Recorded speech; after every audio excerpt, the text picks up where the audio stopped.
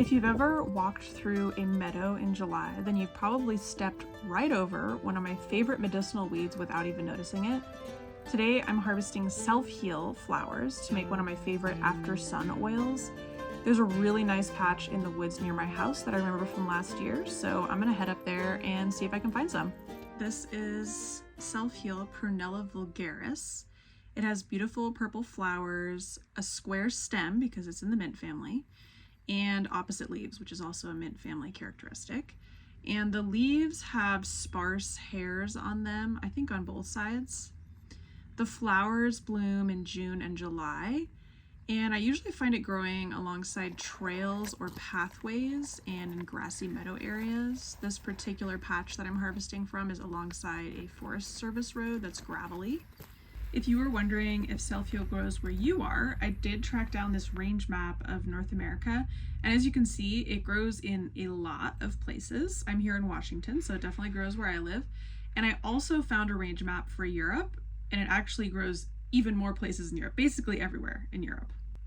And self-heal has actually been used traditionally throughout much of Europe, Turkey, and Northern Asia. And so there's a really rich history of using this plant in traditional medicine. I will link an in-depth review article that I found really helpful in the description.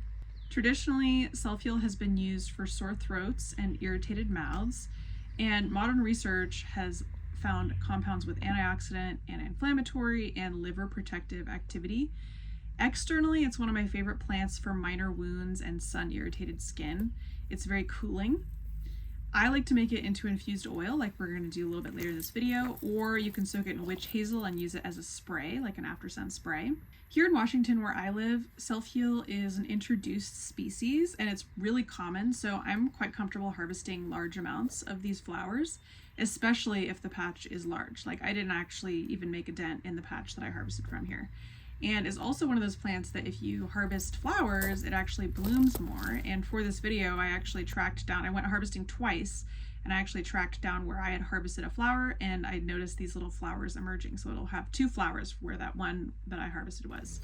And you can actually even dig up a plant from the wild and transplant it into your garden, and it will thrive and get even bigger when you're like watering it and putting compost on it and stuff, and it'll produce tons of flowers.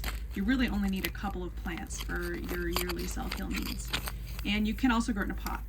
In fact, it may already be in your garden as a weed, so I would certainly check, and you might want to stop pulling it after watching this video. I only harvest the flowering tops because that's the part I use most, and it allows the rest of the plant to keep growing and flowering. I like to harvest it when it just begins to flower, not when it starts to turn brown at the end of the flowering cycle. But actually, in Western herbalism, we harvest the fresh purple flowers, but in Chinese herbal medicine, the mature brown flower spikes, like basically after it started to seed, are traditionally harvested instead.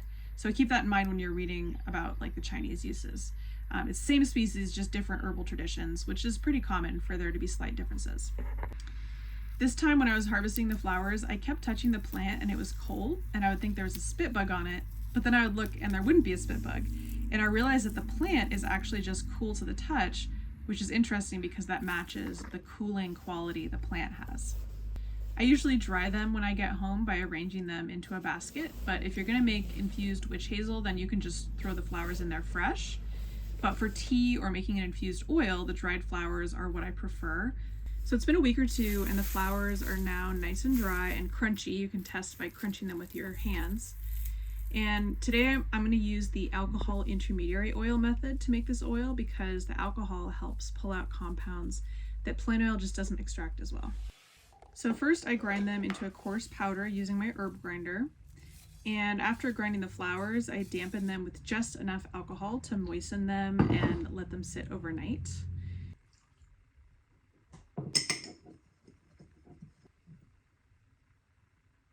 The next day, I throw it in a blender with some jojoba oil and rosehip seed oil. You can use whatever oil you want. And I blend for 5 minutes. I'm using jojoba because it's shelf stable, it feels really light on the skin, it absorbs really well, and it won't go rancid nearly as quickly as some other vegetable oils.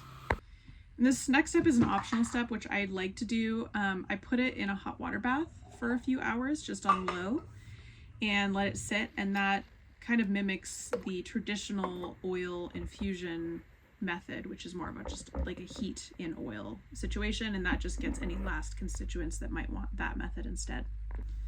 Then I strain the plant material out of the oil using cheesecloth. And now you need to evaporate the alcohol out, and I like to use a fan and a warm room for this. This usually takes about 24 hours. I just check to see if I can still smell alcohol, and once all the alcohol smell is gone, then I bottle it up to use. I love these little pump bottles for oils. It makes applying them very easy. I'm going to use this for sunburns that I'm going to get this summer probably, and I probably will also try it on my just really minor rosacea that I have on my face. The longer I forage, the less I feel the need to harvest like exotic or rare things. I find that common plants can do so much and they are so accessible. And also harvesting them sustainably is just so much easier. I really like to be kind to nature and make sure that all the plants that I work with are going to be there for generations to come. So choosing plants like Self-Heal is actually part of that.